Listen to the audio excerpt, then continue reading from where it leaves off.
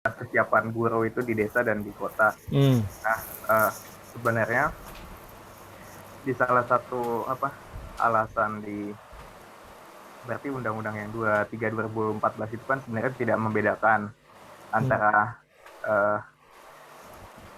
nggak ada perbedaan khusus antara desa dan kota dan yang Oh. seperti yang dijelaskan Mas yang dijelaskan Harry tadi. Tapi Hmm. memang pada kenyataannya kan dalam implementasinya terdapat perbedaan dari segi demografi, dari Hmm. jadi saya tulis di sini ada ekonominya Hmm. yang kalau di desa lebih rendah, sosiokultural aspeknya dari segi pendidikan, kesehatan, kualitasnya di kota jauh lebih maju.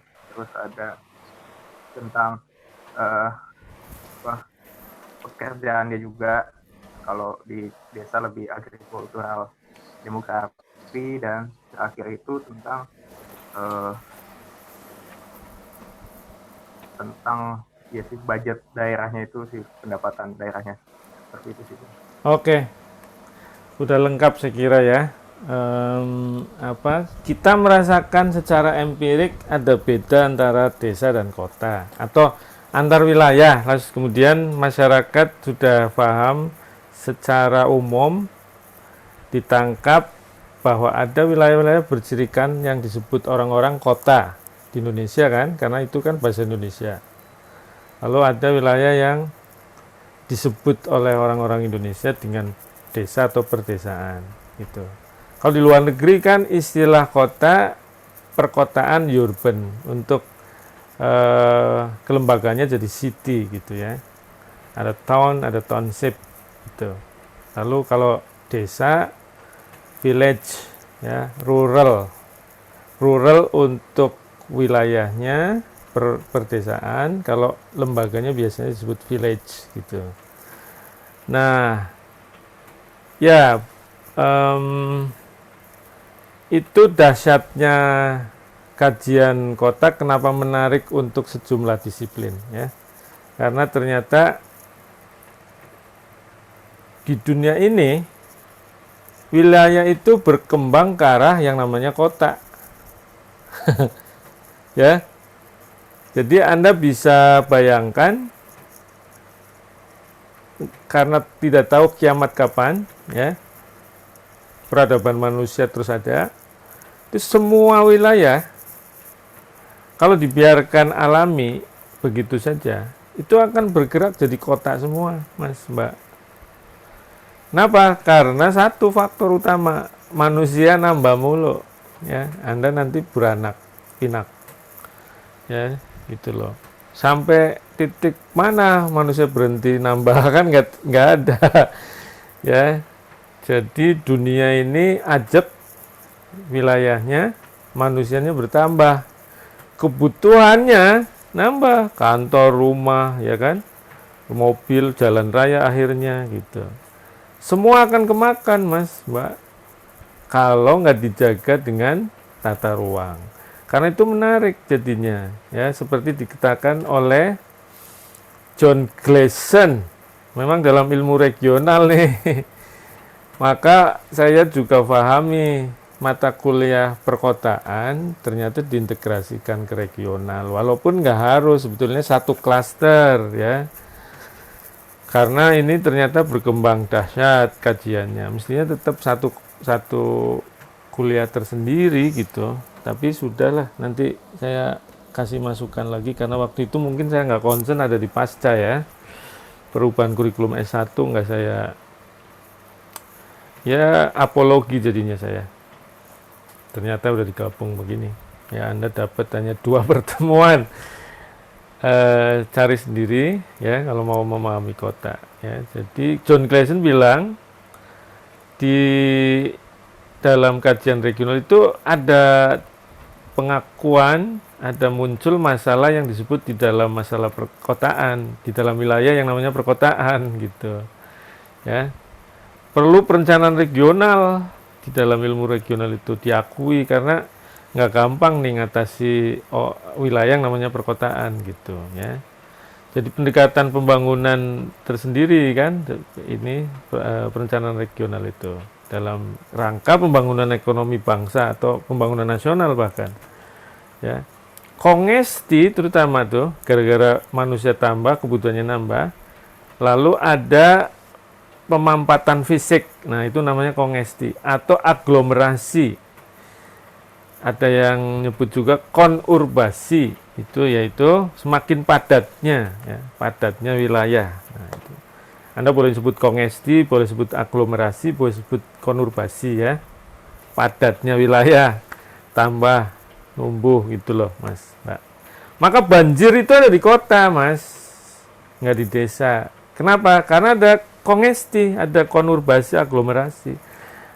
Run off air, water itu lebih banyak gitu, karena ada resapan yang berkurang gitu, karena banyak padatan fisik, resapan berkurang, run off water nambah, maka harusnya direncanakan gitu pembuangan air gitu di kota. Perencanaan tata ruang untuk soal mengatasi banjir harus matang gitu ya di semua kota. Dan nggak boleh jangka pendek mestinya ya gitu loh. Jakarta sudah terlanjur jangka pendek, jadi akhirnya kita rasakan ya, sudah kotanya di sungai, di dataran rendah dekat laut, rencananya jelek, Mas, coba bayangin ya, sudah aglomerasi, terus juga air runoff-nya tinggi di sungai, dekat laut ya.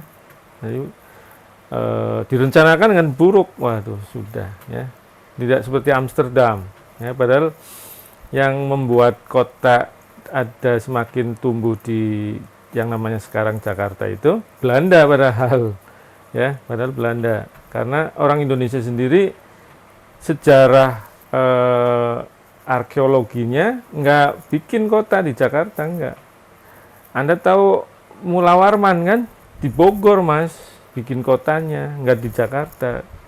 Tapi memang karena sungai Ciliwung itu dan Citarum tentu itu asal mula tumbuhnya banyak orang ketemu jadi pasar, ya udah bertumbuh gitu.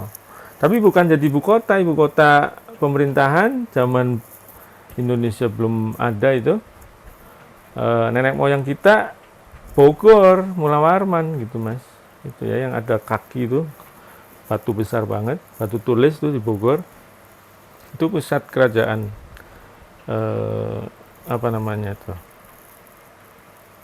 pokoknya Mula Warman deh ya. Ingatnya itu saya. Anda cek gitu.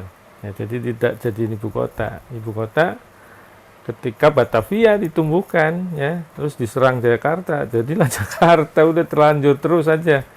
Ya mesti direncanakan dengan baik dengan demikian gitu. Oke. Persoalan kota tidak lepas dari pembangunan regional, keduanya saling terkait. Makanya ini dibahas ya, nyambung di dalam kuliah pembangunan regional dan perkotaan. Oke. Kota itu barometer pembangunan, Mas. Ini juga yang membuat jadi penting, urgent gitu ya. Pembangunan ekonomi sosial budaya bangsa menjadi kajian dalam administrasi dan kebijakan publik. Kota menjadi serambi teras sebagai dari sebuah bangsa ya, gitu. Gambaran hebatnya bangsa tercermin dari hebatnya kota. Ya. Kalau kotanya buruk, langsung orang luar bilang bangsa tersebut masih belum maju gitu loh. Dilihatnya dari kota. Mereka masuk ke sebuah bangsa, antar bangsa biasanya tinggal di kota gitu, nggak mau tinggal di desa. Jadi lihatnya adalah kota sebagai serambi, sebagai teras gitu ya. Lanjut. Kota menjadi tumpuan harapan bagi sejumlah warga bangsa untuk akselerasi ya. Seperti saya dari kampung sekolah di UI ternyata terjebak di kota ya. Terus berkarir di kota ya. Untuk perbaikan kehidupan sosial ekonomi ya, ada di bidang yang lainnya ya, begitu masuk di kota, punya akses terhadap kehidupan ekonomi, dia akan terus akumulatif gitu ya.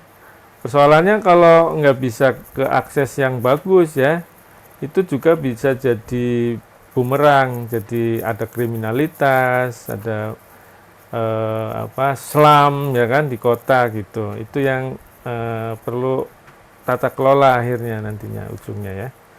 Kota menghadapi sejumlah persoalan struktural, baik internal maupun kaitannya dengan wilayah yang lebih luas. Nah ini ada positifnya dan negatifnya yang akhirnya juga tidak lepas dari persoalan struktural gitu ya.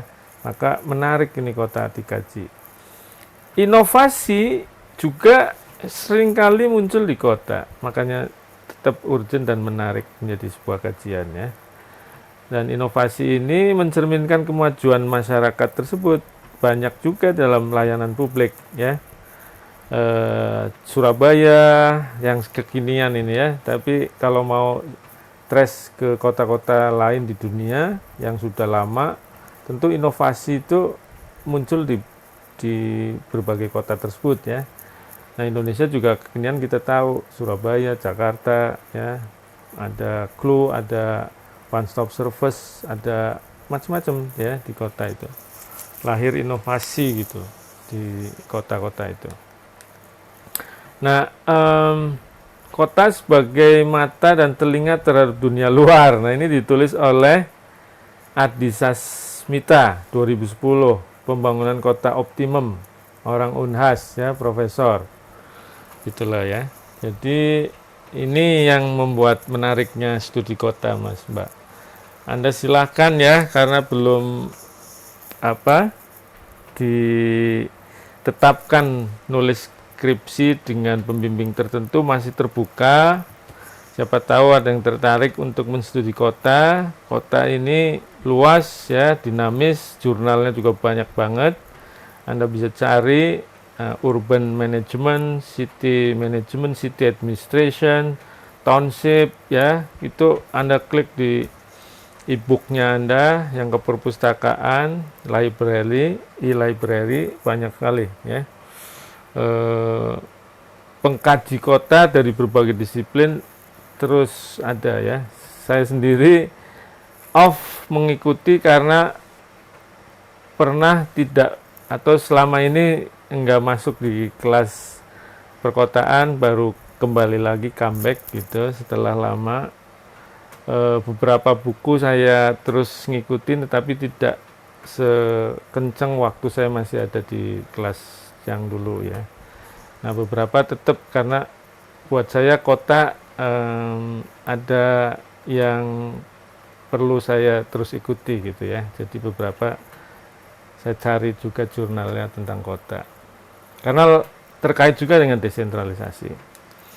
Oke. Diakui bahwa tidak ada rumus sederhana yang dapat menjawab dengan sempurna mengenai klasifikasi wilayah ya dalam perencanaan pembangunan.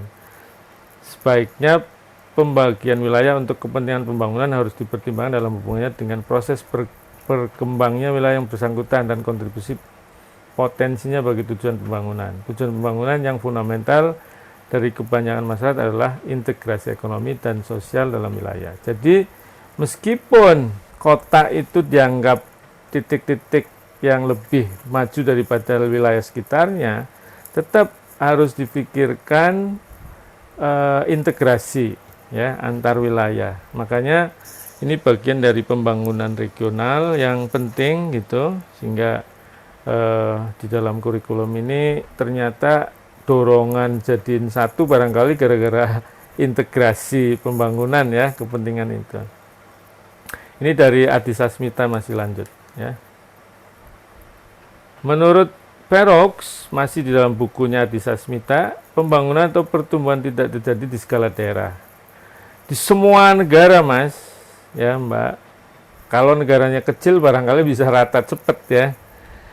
Diakui pasti ada titik-titik pusat pertumbuhan yang lebih, yang akhirnya disebut kota ya. Karena kan dari teori central place atau growth pole ya kan, di Pak Ridwansyah sudah jelasin gitu. Pasti ada intensitas yang berbeda gitu. ya, maka muncul kota ini, ya. Akan tapi hanya sebatas pada berbagai tertentu, ya, titik-titik tadi kota yang akhirnya disebut itu. Ia lebih menekankan pada aspek pemusatan proses pertumbuhan di mana industri pendorong, ya, dianggap sebagai titik awal dan merupakan elemen yang esensial untuk pembangunan selanjutnya. Asumsinya ini nanti narik wilayah sekitarnya, ya. Terutama ini memang diakui di teori titik pertumbuhan, ya, titik pertumbuhan. Sampai hari ini kan diakui.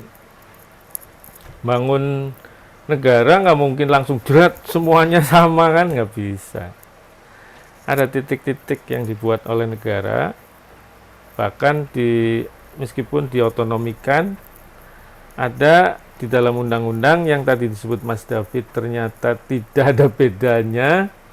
Sayangnya di Indonesia dikritik sama Prof. Ben juga, nanti saya sampaikan kritiknya, harusnya bisa nampung perbedaan dalam pengaturan wilayah yang bukan kota dan kota, ya. Ternyata kita nggak mampu nangkap itu.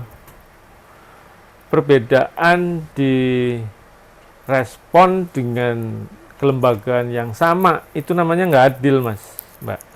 Jadi bangsa Indonesia sebetulnya ada ketidakadilan yang dibiarkan, mungkin sadar atau tidak, ya. Tapi kan pengamat perkotaan pasti kalau sudah ngomong mestinya sadar bahwa itu berarti dibiarkan. Kota dan desa itu diperlakukan dengan lembaga yang sama, itu kan berarti nggak adil. Padahal wilayahnya beda, Mas. Jadi ada undang-undang desa, tapi nggak ada undang-undang kota, coba, Mas. Dipayungi dalam undang-undang pemerintahan daerah yang Mas David tadi ngomong ternyata nggak terlalu beda atau nggak ketemu perbedaannya, gitu loh. Aneh di bangsa Indonesia. Di tempat lain, terutama negara maju memang, ya, mungkin di negara berkembang barangkali juga sebatas seperti kita, ya, mungkin harus dicek Anda. Kalau di negara maju udah dibuat beda. Amerika apalagi kalau nyontohnya yang sudah yang ekstrem Amerika, ya. Itu kan terinspirasi juga dari Inggris, ya. Berarti di Australia juga udah seperti itu gitu. Oke.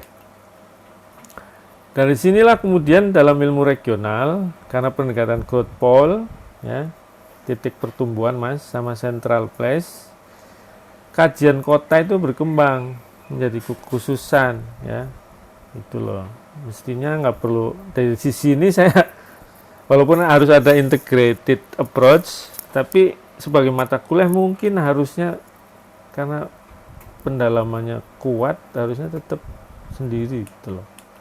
Itu udah lanjut lah, ya, udah terlanjur. Nanti jadi masukan lah ke depan. Mungkin di kelas Anda kembali kota jadi satu mata kuliah sendiri. Nanti pas evaluasi kurikulum Merdeka Belajar. Apa itu kota? Nah, kan berarti penting Anda harus memahami ini. Saya sudah kasih, mungkin sudah baca, dan Anda sebelumnya juga mungkin sudah baca-baca, ya, di tempat lain tentang kota. Apa itu kota? Nah, saya pastikan dari PowerPoint ini beberapa rujukan gitu supaya Anda baca, mungkin di UAS keluar, ya, jadi UAS-nya lewat G-form. Bukan sebatas itu saja yang nanti saya harapkan justru terdorong Anda nulis skripsi, ya. Jadi memang nggak sekedar nilai tapi ilmunya. Yang tertarik gitu kota dikaji gitu. Biasanya yang kemudian ngaji ini pengennya Anda S2-nya di TB, di teknik, di ekonomi gitu. Pengen ada pendalaman yang lebih luas dari disiplin lain biasanya sih. Atau ke kajian lintas di UI di Salemba sana tadi. Nggak pengen di ilmu administrasi lagi biasanya yang tertarik kota, ya.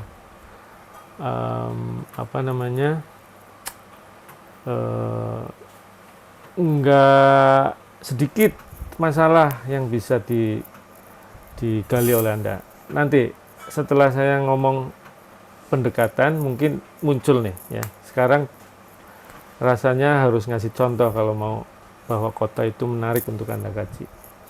Oke, kembali. Apa itu kota? Tidak ada definisi yang dapat memuaskan semua kalangan, ya. Makanya masing-masing disiplin ngasih definisi, ya, tentang kota. Ini dari Adi Sasmita lagi, ya. Saya ambil foto karena ngetik lagi agak takut juga salah ketik, salah huruf, ya. Nanti pengen yang rubah, wah mendingan fotoin aja lah, ya, walaupun berat PPT-nya. Pada umumnya kota itu diartikan sebagai satu permukaan wilayah di mana terdapat pemusatan penduduk. Tadi Mas Heri ngomong kepadatan, ya kan, mengidentifikasi wilayah yang kini disebut kota itu kepadatannya.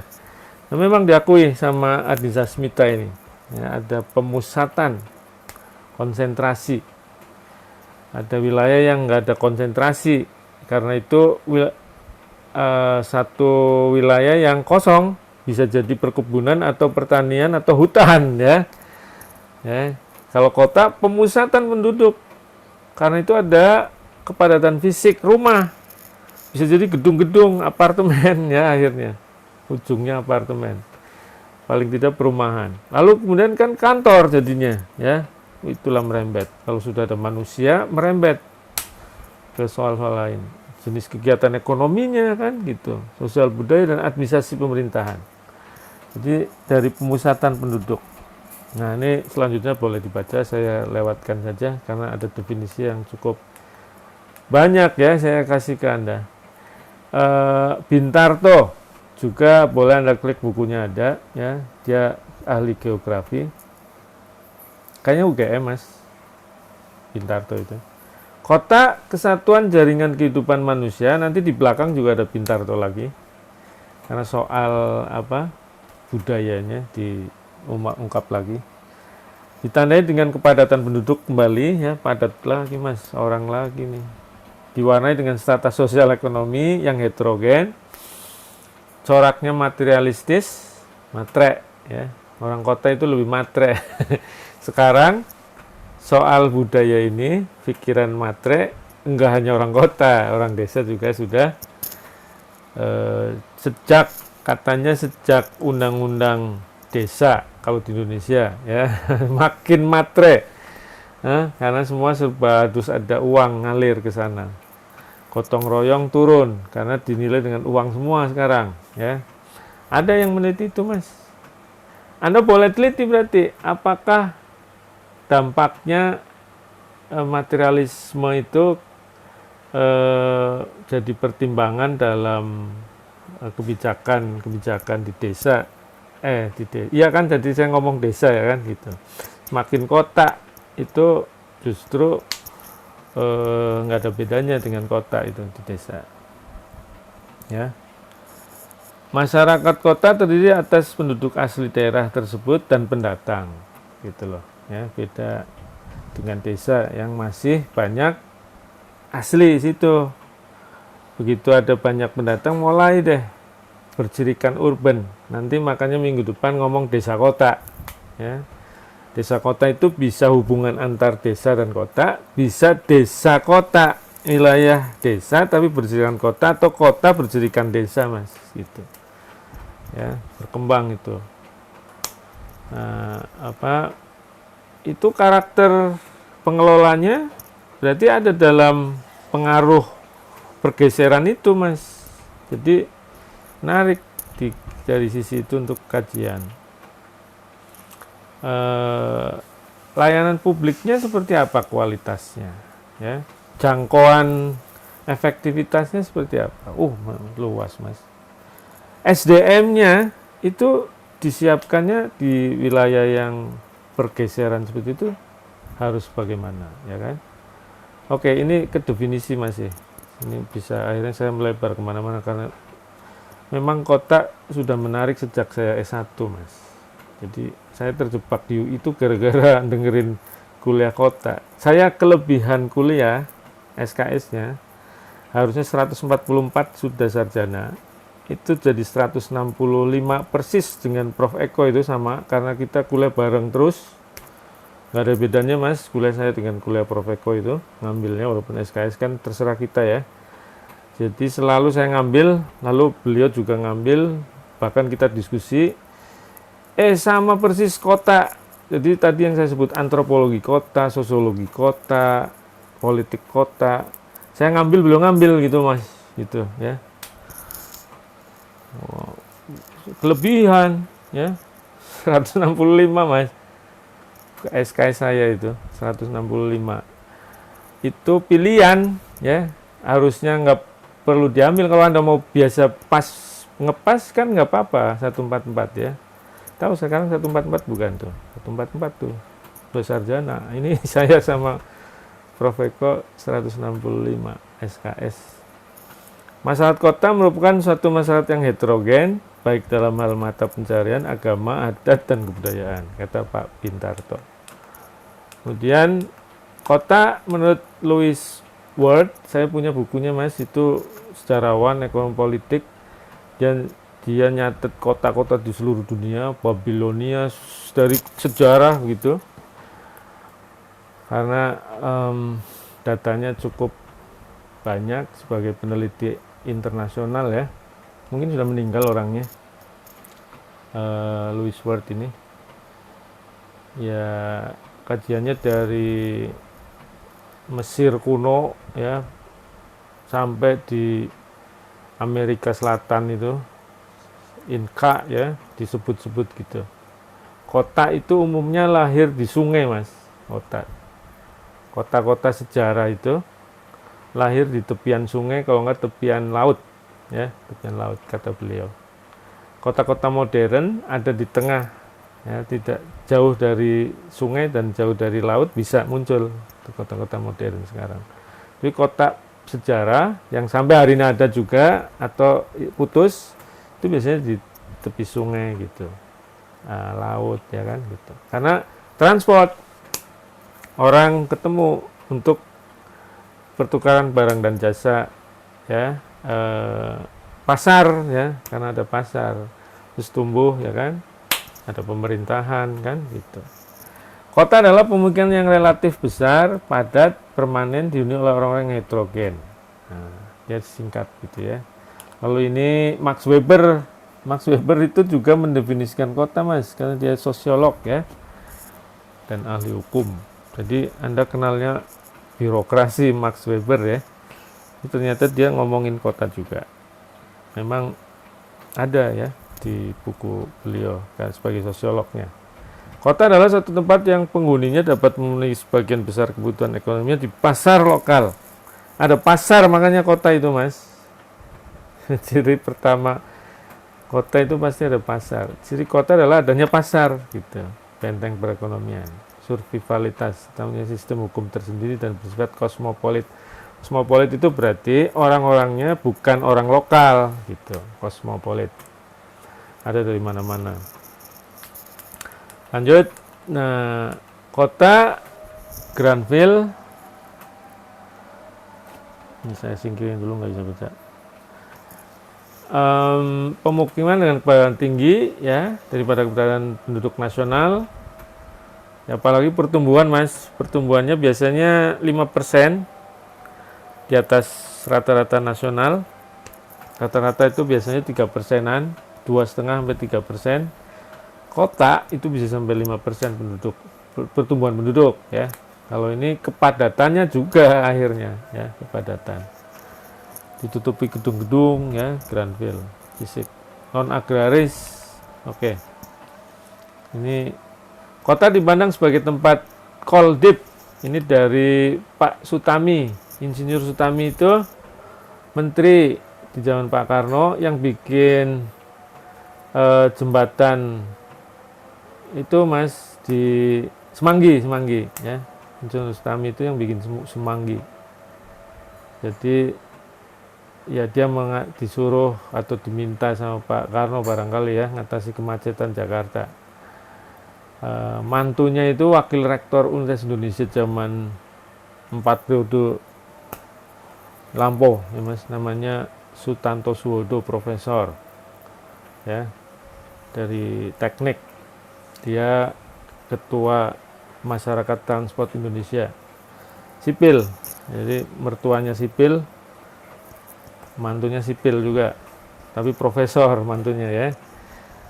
Nah, tapi kan mertuanya menteri ya kan, gitu loh. Hebat nih Pak Sutami.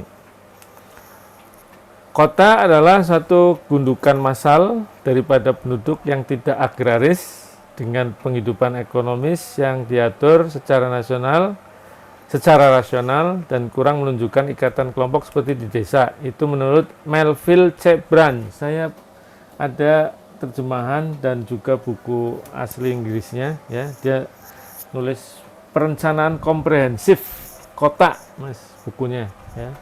Comprehensive Planning of the City. Oke, Melville C. Brand. Ini NUDS, National Urban Development Strategy, lembaganya UN, ya kan? Terus ada Budi Cahyati Sugiyoko, ini profesor dari ITB, planolog, dia juga pernah jadi pejabat di PUPR sekarang ya namanya, PUPR, Menteri PU, Kementerian PU.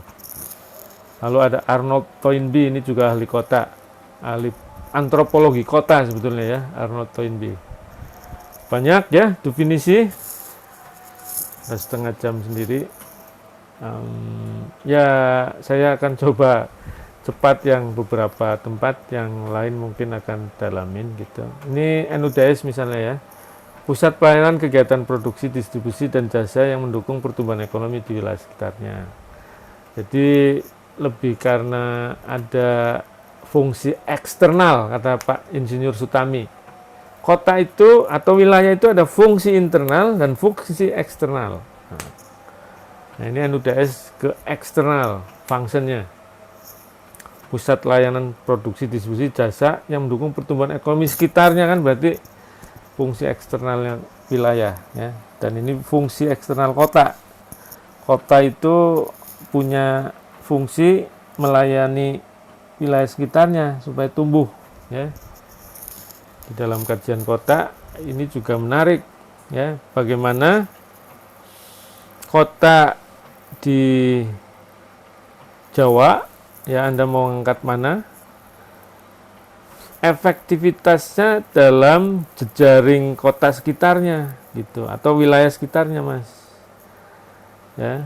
Bisa dipakai teori-teori regionalnya Pak Ridwansyah ya. Bisa juga kalau Anda lihat tata kelola ya, lembagaan, jadi ilmunya kita gitu loh. Ada nggak kerjasama antar kota dan wilayah sekitarnya gitu ya, Anda cek itunya gitu. Kota sebagai pusat pelayanan jasa, produksi, serta pintu gerbang atau simbol transport, itu Budi Cahyati Sugiyoko ya. Kota sebagai tempat tinggal sebagian besar penduduknya, setiap tahunnya selalu bertambah jumlahnya. Nah, itu penjelasan berikutnya ya. Tapi simpul, pintu gerbang, wah itu Mas, larinya ke kota dulu baru disebar ya, nggak ke kota yang kecil, tapi transport dari kota satu ke kota yang lain atau dari internasional itu ke kota, baru disebar ke sekitarnya. Bukan satu persatu begitu, enggak kan Mas, gitu loh. Makanya ada pelabuhan internasional, udara maupun laut maupun darat, baru ke kota sekitarnya dengan jejaringnya ya, ada jejaring transportnya itu loh kota. Nah, ini Budi Cahyati Sugiyoko, ini pejabat di PU memang, tapi alumni ITB ya. Kota tidak hanya merupakan pemukiman khusus, tapi merupakan satu kekompleksan, kompleksiti ya. Setiap kota menunjukkan perwujudan pribadinya. Ini budayawan sih, budaya kota ini, antropolog kota Mas, Arnold Toynbee ini, Toynbee. Setahu saya Toynbee itu, ini salah tulis tuh. Kalau nulis sendiri tuh sering huruf aja bergeser. Toynbee kalau nggak salah deh. Nanti dicek Mas. Jadi ada karakter kota dengan dengan wilayah sekitarnya yang berbeda ya. Itu loh menurut dia. Sekarang dengan teknologi, pendapatnya Arnold Toynbee ini nampaknya tergerus menurut saya Mas ya. Apakah masih ada yang namanya label budaya kota terus orang desa beda budayanya sekarang ya? Mungkin di wilayah terpencil suku-suku terasing barangkali kalau di Indonesia. Kalau di dunia secara umum, waduh teknologi canggih itu menggerus ya. Apalagi sekarang kan TikTokan. Anda kan TikTokan itu sampai desa-desa juga ikut TikTokan ya. Bang Jago semua udah. Hah? Orang desa juga kenal Bang Jago, Mas. Jadi nggak ada beda sih. Yang ada, barangkali Anda mau selidiki, apakah masih ada budaya yang berbeda ya dengan teknologi gitu. Mungkin kalau di masyarakat nanti ditanya, Anda mau studi antropologi apa administrasi ya? Tapi itu sulitnya ya kalau meneliti budaya. Anda meneliti budaya masyarakatnya nanti dianggap antropolog. Mungkin ya ke birokrasi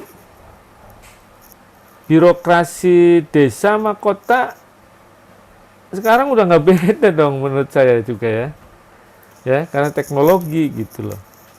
Kalau dulu kan jelas dibedakan banget, kelihatan gitu kontras ya. Sekarang apa beda? Enggak lah ya, udah dirasupi teknologi yang begitu masif.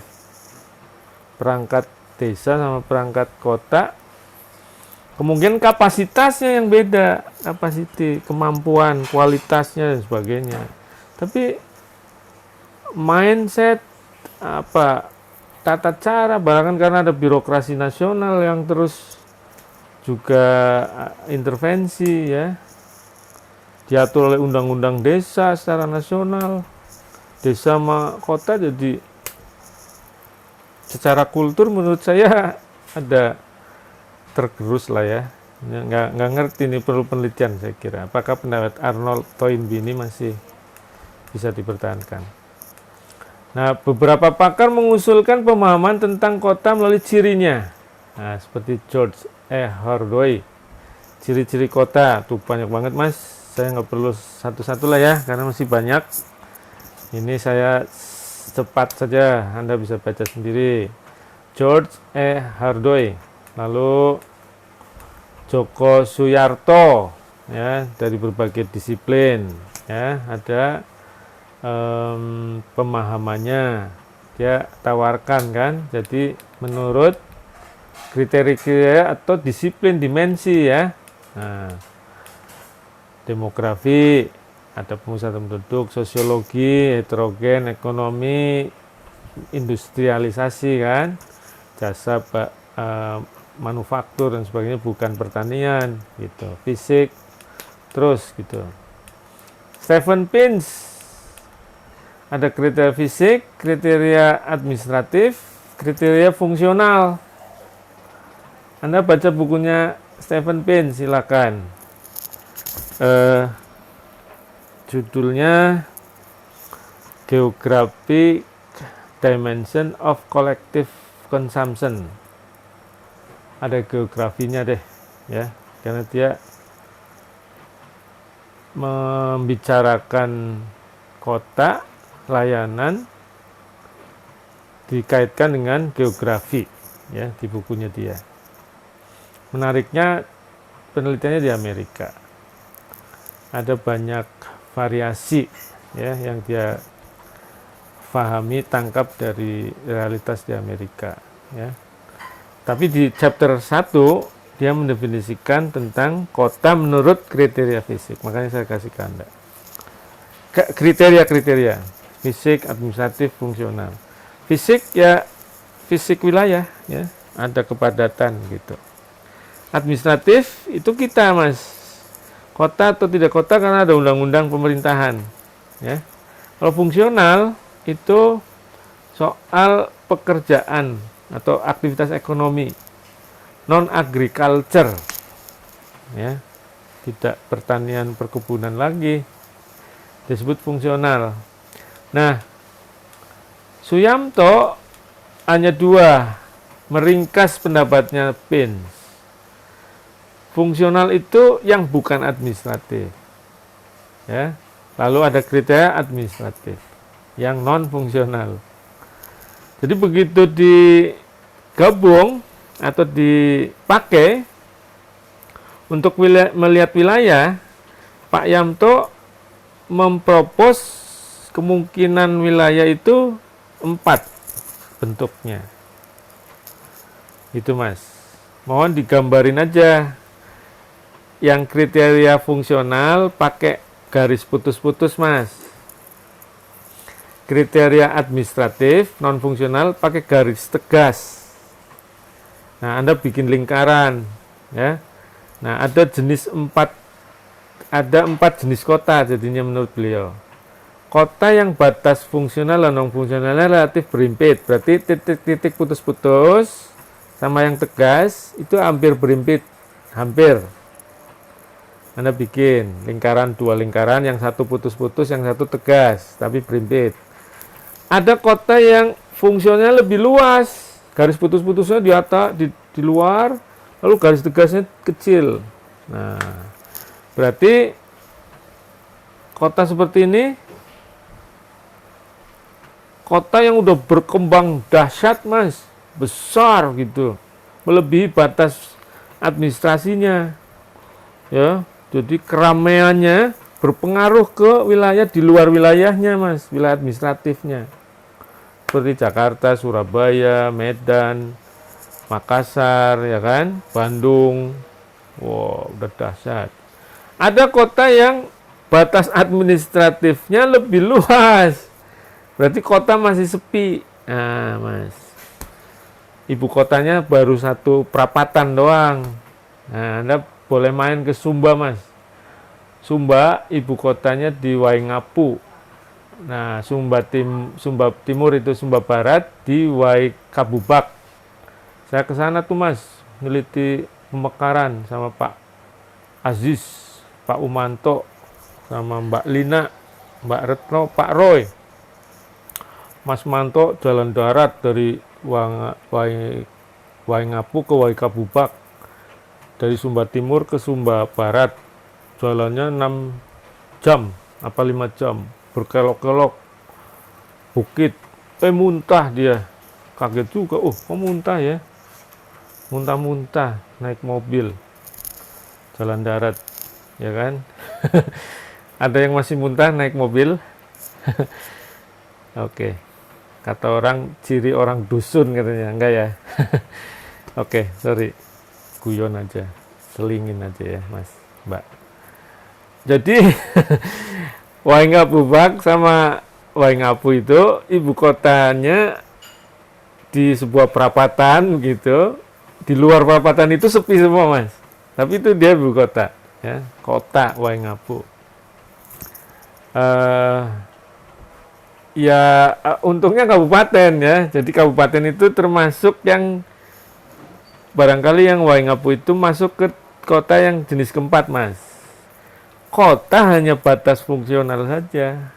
Dia bukan kota pemerintahnya. Tapi bercirikan kota. Gitu loh Mas. Anda tahu Cibinong, Bogor tuh? Itu kan kabupaten Mas. Ibu kota kabupaten. Cibinong ramenya kayak apa Mas? Ada CB City, ada punya itu ke Sentul. Aeon aja mau di situ Mas, ya.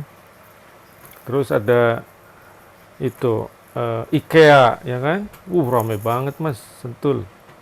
Tapi kabupaten, dia bukan kota secara administratif. Nah, itu yang keempat Mas.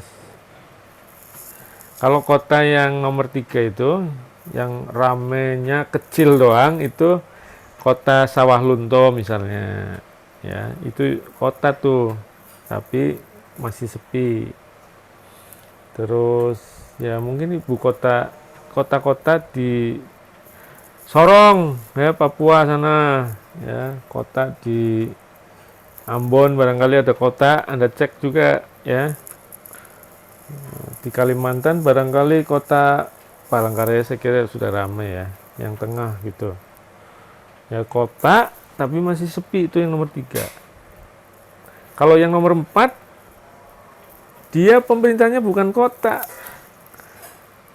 tapi ada keramaian, ada fungsional yang begitu terjadi ya. Fungsional kan soal dia udah padat, sudah ekonominya non agriculture gitu ya. Contohnya tadi Cibinong, Mas. Sudah main ke Cibinong? Silakan. Kota, tapi dia bukan kota ya. Itu Mas. Kampung saya ada Slawi, ibu kota kabupaten namanya Slawi, kecamatan ya. Kota Mas. Silakan aja ke kampung saya tuh makan sate Tegal kan. Bisa rame-rame Mas David dan rekan-rekan ya. Jaga jarak ya kan, pakai masker ya kan, jangan lupa makan sate di sana. Itu loh ya. Slawi. Kabupaten Tangerang ya, di 3 Raksasana. Kota tuh Mas, tapi dia bukan kota. Anda tahu Meikarta lagi dibangun? Nah, di Kabupaten Karawang. Kota, tapi bukan kota. Nah, itu yang nomor 4, Mas. Ini oleh NUDS tahun 85 jumlahnya sekitar 800 di Indonesia. Apalagi sekarang, Mas.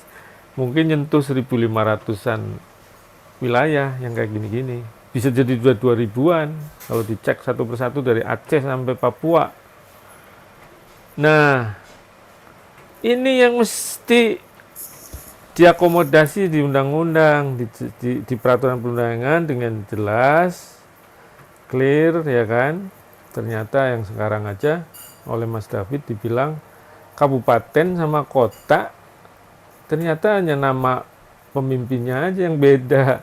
Kalau kabupaten itu bupati, kalau kota wali kota, selebihnya sama, birokrasi, uangnya, ASN-nya, apa aja sama persis. Hah? Buat apa dinamain kabupaten sama kota kalau sama? Hah? Asimetrik mestinya yang kuat gitu, yang benar, yang konsisten. Kota, nah itu kota tuh gambarnya Mas. Pusat pemukiman dan kegiatan penduduk yang mempunyai batasan administrasi yang diatur dalam peraturan perundangan serta pemukiman yang telah memperlihatkan watak dan ciri kehidupan perkotaan. Ini Permendagri sudah diganti apa ya? Coba dicek deh. Kayaknya sih sudah diganti dengan undang-undang baru. Ya, tapi ada definisi yang bisa saya ambil, jadinya ya sudahlah.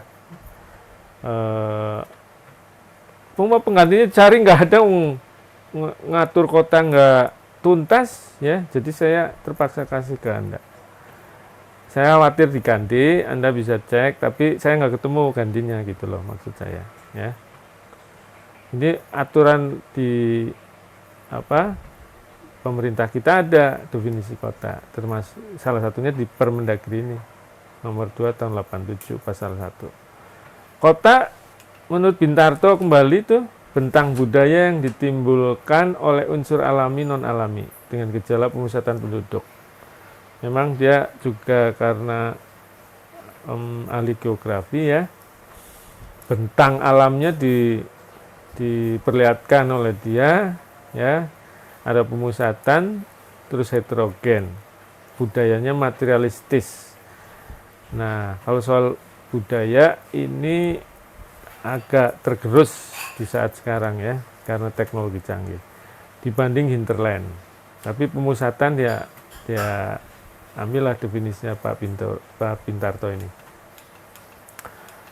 Oke, Noordam ya, dari Noordam, kota adalah lokasi dengan ciri-ciri. Nah, ini ABC. Saya lewatkan. Ini masih definisi terus konsep ya kan, gitu loh. Ada kepadatan, ada penduduk pada lokasi atau tempat tersebut sebagian besar tidak tergantung pada pertanian ya, gitu. Itu sudah disinggung juga sama banyak pakar sebelumnya. Ini karakteristiknya juga pernah disebut di depan ya, dari demografi, ekonomi, sosiologis, budaya ya. Terus mirip semua para pakar. Ini ada agak yang lain, numerik sama non numerik ya. Aneh juga ini pendapat ya. Jumlah penduduk ya, karena diringkas dari pendapat sebelumnya, ada yang bisa dihitung, ada yang nggak bisa dihitung gitu loh ya. Oke, terus Pak Ben, nah dari guru saya, dia nambahin dari kawannya dari Belanda, Nicole Nissen, perempuan, meneliti di Indonesia, ketemu beliau juga, terus keliling Indonesia, tapi Pak Ben nggak ikut ya, karena yang meneliti dia sendiri untuk kepentingan beliau dari Belanda. Bukunya dalam bahasa Inggris mas, ya, dia nulis local government in Indonesia. Salah satu chapternya tentang kota, diambil pendapatnya dari beliau untuk ngomong Pak Benyamin. Pak Ben pakai status pemerintahan, letak urban center, lingkup pelayanan, jumlah penduduk, lalu diambil pendapatnya Nicole Nissen yang sebetulnya Bappenas juga ngomong, yaitu tentang status pemusatan kota. Nicole Nissen ini ngambil pendapatnya Bappenas, itu maksud saya. Sekarang Bappenas nggak pakai orde, hierarki katanya. Saya ketemu orang Bappenas, diundang di Untas Negeri Surabaya, sama-sama bicara. Orang Bappenas bicara tentang konsep kota padat. Nah, kota padat itu yang lagi dikembangkan sekarang. Anda cukup jalan kaki ke kota manapun yang ingin nyaman, sekarang pakai konsep itu. Kalau saya menangkapnya konsep kota padat. Mungkin padatnya nanti dicek dulu ya, karena saya dapat PPT-nya juga, dengerin beliau juga. Dia ngambil dari konsep-konsep pakar asing internasional dari jurnal juga. Maunya kalau kita ke kota yang nyaman mas, itu cukup pakai transport massal. Anda mau kemana aja bisa jalan kaki ya. Jadi stasiun kereta nyambung dengan pusat-pusat yang lain, terus mau kemana aja berjalan kaki, nyambung lagi pakai transport massal, dan transport massalnya dibuat nyaman gitu. Sekarang bangun kota gitu kan di seluruh dunia. Jadi kuncinya di kesinambungan transport massal dalam kota yang dia bawa. Ada hierarki katanya. Sekarang pakai hierarki Pak Irfan, bukan orde gitu. Oh iya deh Pak, makasih.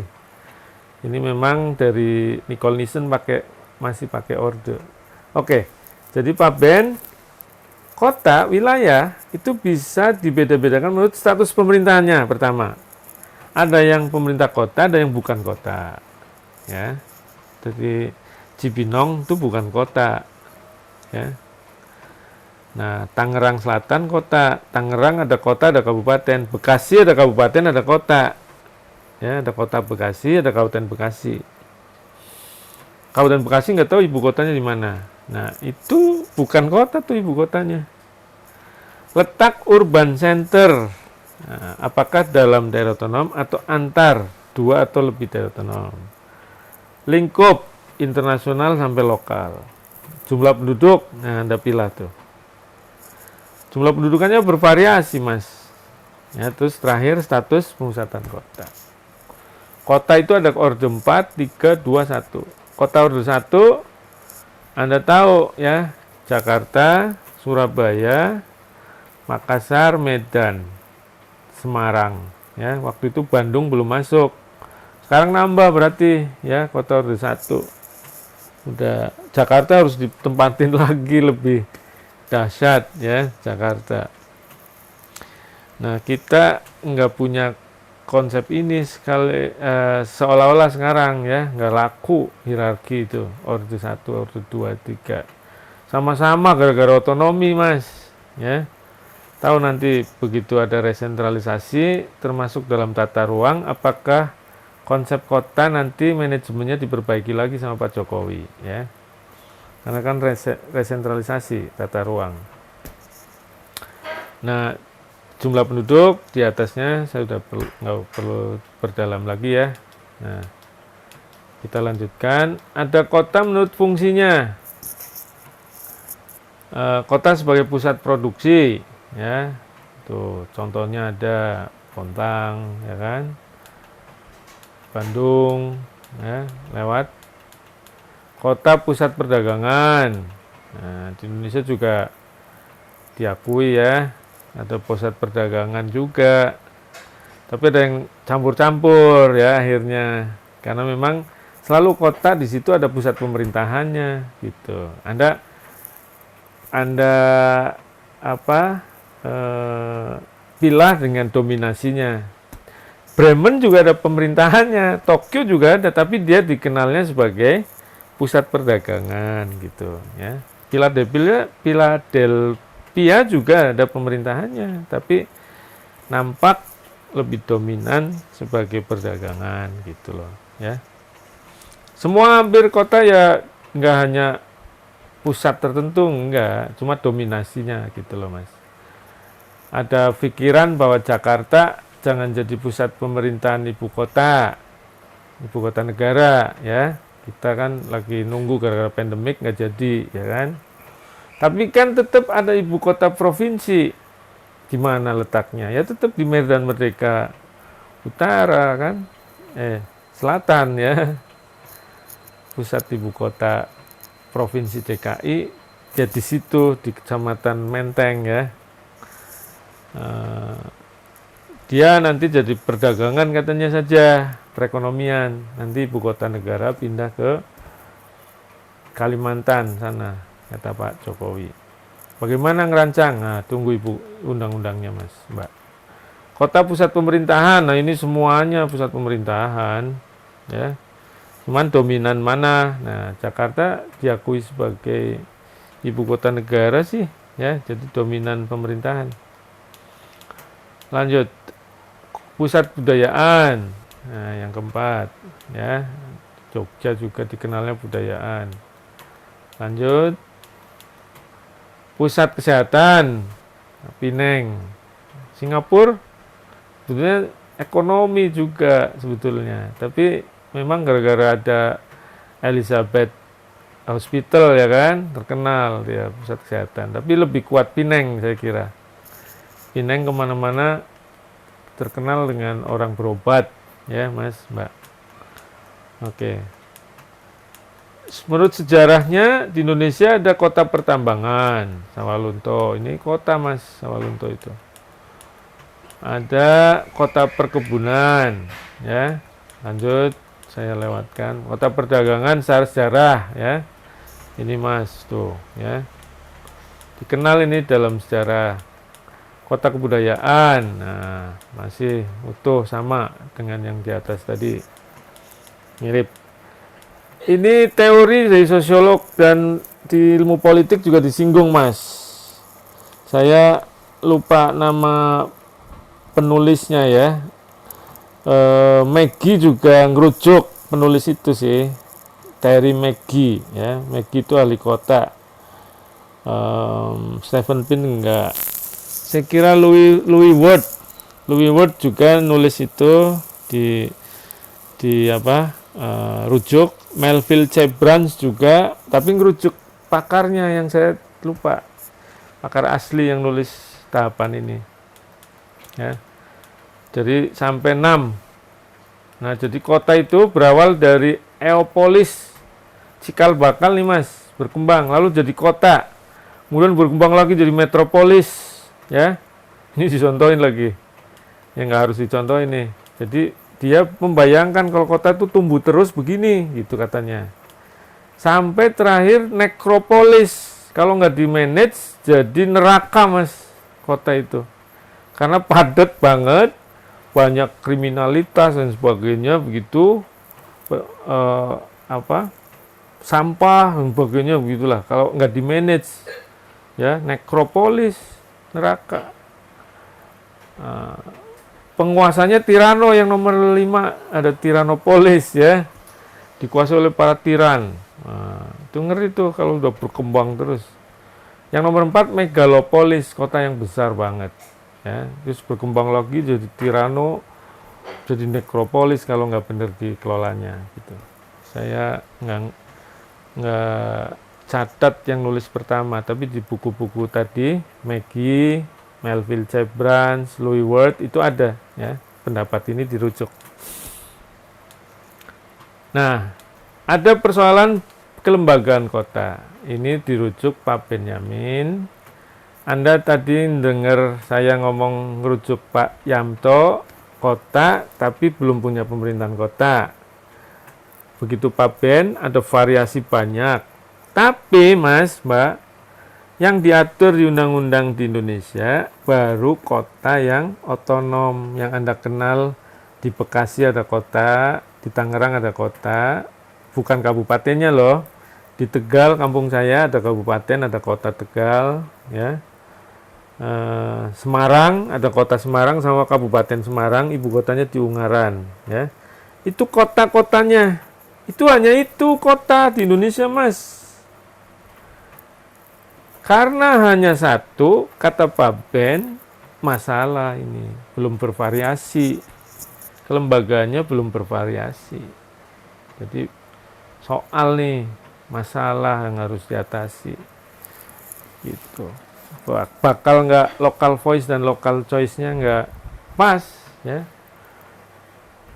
Ada yang sudah besar banget seperti Surabaya, sama wali kota Surabaya dengan wali kota Tegal, hak-haknya sama, cara memanage sama, nggak dibedakan, ya. Kota Sawalunto masih sepi. Yang celaka tadi sudah kota, belum punya pemerintah kota. Wah, gitu loh, ya. Oke. Jadi definisi, konsep, dan persoalan kelembagaan muncul. Studi ini menarik, banyak disiplin, ya. Maka di dalam ilmu administrasi muncul pendekatan dan model studi pembangunan kota, Mas. Ada pertanyaan nggak sebelum ke sini bagian kedua nih? Ada pertanyaan?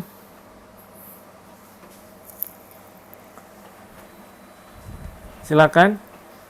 Saya lanjutkan kalau nggak ada. Belum ada kayaknya, Bang. Belum ada? Oke deh, mudah-mudahan nggak ditinggal laptopnya ya. Ini Prof. Irfan ngomong apa sih, saya tinggalin aja lah. Oke, jadi setelah tahu fakta empiriknya demikian dahsyat di berbagai tempat di dunia, termasuk Indonesia. Di Indonesia ada permasalahan kelembagaan, di negara lain ada persoalan-persoalan juga, mungkin kualitas layanan, ya, kriminalitas, soal-soal sektoral, ya kan, gitu. Nah, ini yang menyebabkan dalam disiplin ilmu administrasi dan kebijakan menarik untuk distudi. Sudah lama. Nah, akhirnya orang yang namanya Goldsmith sama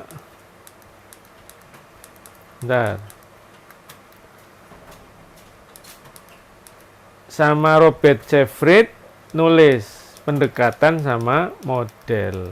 Itu ilmu administrasi dan kebijakan, Mas. Jadi ada model dan pendekatan studi kebijakan dan administrasi pembangunan kota, gitu menurut mereka. Saya rujuk Goldsmith. Goldsmith ngomong model. Kalau Robert Sheffield ngomong pendekatan. Sering ditukar balik pendekatan sama model. Ya, padahal kalau mau didefinisikan dengan benar, model itu penyederhanaan realitas empirik. Kalau pendekatan, perspektif, cara pandang, ya. Tapi suka nggak masalah ditukar balik, ya. Model dan pendekatan. Karena realitas empirik kota itu kompleks, para pakar itu butuh penyederhanaan supaya gampang memahami kota, gitu loh. Terutama dari sudut ilmu administrasi dan kebijakan, gitu loh, ya. Studi-studi dilakukan, lalu dimudahkan sama tulisannya Goldsmith sama Fried ini, ya. Kata dia, ada pendekatan institusi yang pertama. model kalau menurut Goldsmith. Ya. Model itu penyederhanaan relatif empirik. Yang pertama menurut Goldsmith, model institusional. Yang kedua, community power model. Nanti saya balik lagi. Yang ketiga, political life model. Yang keempat, individual role model. Yang kelima, class struggle. Ya, jadi ada 5 model menurut Goldsmith. Nah, Anda nanti menstudi kota, kalau tertarik nulis skripsi, kemungkinan institutional model, kemungkinan ya. Tapi kita lihat. Model ini menggambarkan bahwa dalam proses politik pembangunan wilayah kota ya, terutama dia bisa regional lokal, tapi bisa di kota yang terutama.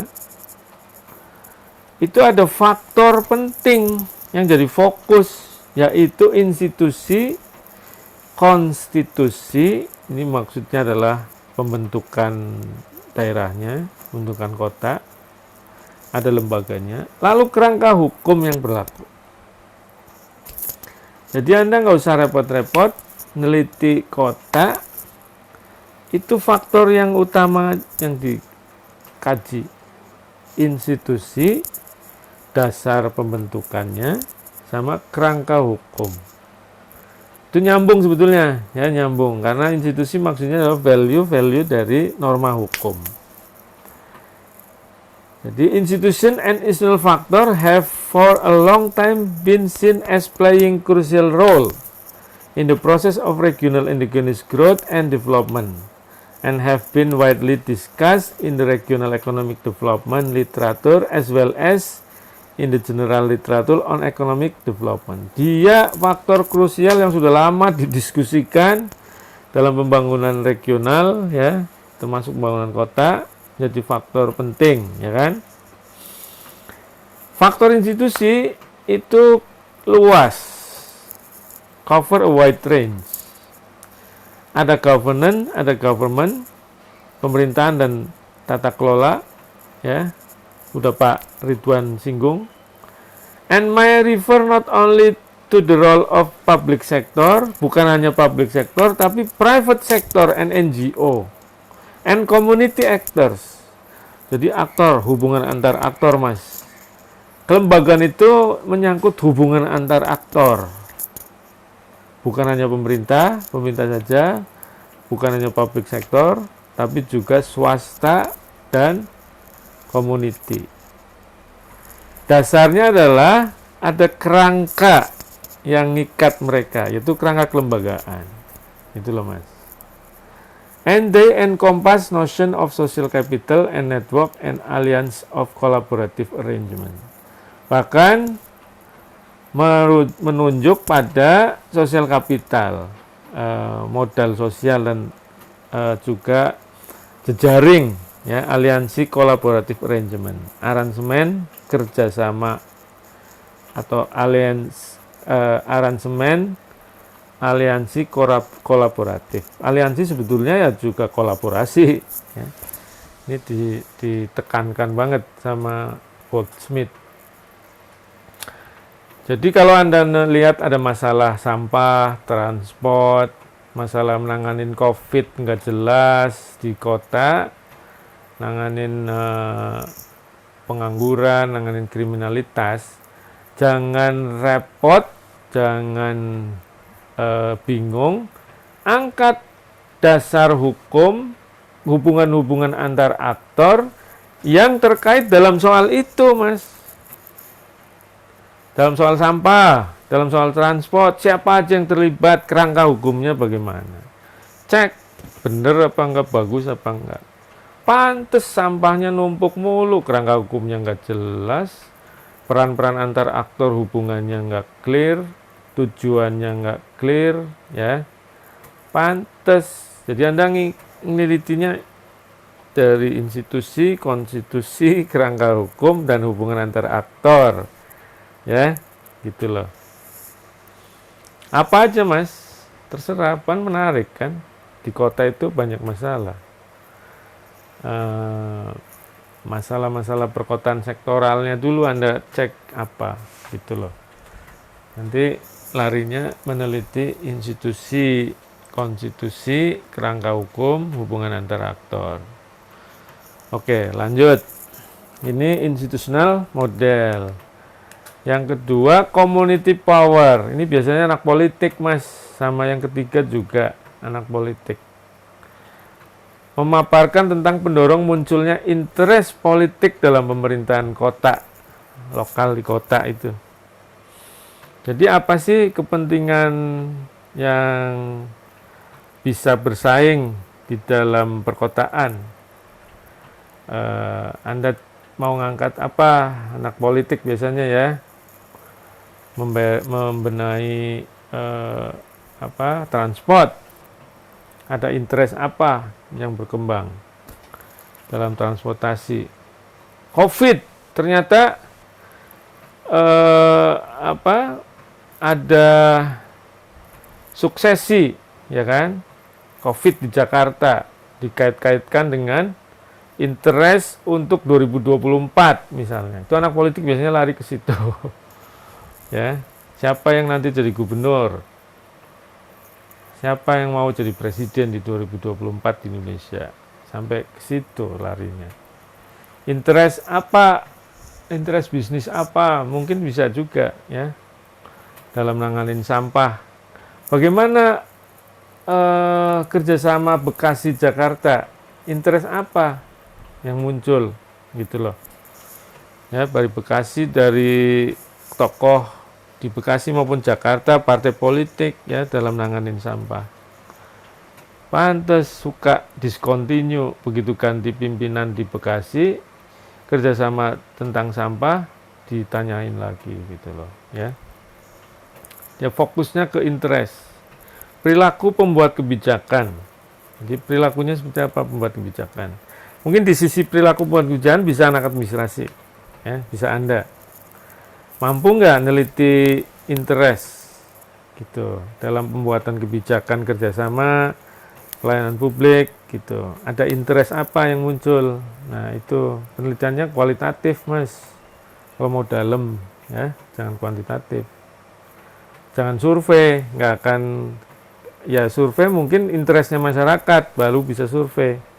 Masyarakat punya kepentingan apa? Nah, masyarakat kan masyarakat Jakarta, Anda sampling itu baru survei. Tapi interest tokoh politik, tokoh masyarakat, tokoh birokrasi, Anda wawancara mendalam. Political life, ini juga anak politik. Menjelaskan apa yang terjadi dalam skala regional atau lokal di kota, jawaban atas sistem politik. Nah, sistem politik kan biasanya pakai Eastern. Jadi ada tuntutan, ada dukungan, direspon seperti apa. Pakainya sistem Eastern, David Eastern ya. Ini ditulis oleh orang Jerman kayaknya ya. Jadi itu bahasanya sistem Nach Eastern ya. System Analysis of Political Life. Jadi gambarnya seperti ini. Di kota itu juga ada sistem politik Mas, Mbak. Jadi sistem politik di kota seperti apa? Ada tuntutan, dukungan, ya. Terus dia respon apa? Kebijakan apa? Ya anak politik nih, yang banyak pakai sistem politiknya Eastern. Anda lebih di dalam, lebih konkret, misalnya kebijakan yang dihasilkan oleh sistem politik, implementasinya apa? Nah, di situ anak administrasi publik boleh pakai implementasi Perda PSBB di Jakarta. Nah, ya, Anda teliti itu. Implementasi Perda banyak perda ya di masing-masing kota. Di kota Tangerang Selatan, perda larangan keluar malam untuk wanita. Nah, perda larangan rokok, perda macam-macam perda, atau peraturan gubernur, peraturan wali kota, ya implementasinya. Itu kan hasil dari sistem politik, Mas. Ya. Kalau anak politik lebih luas, dia kerangkai semua itu.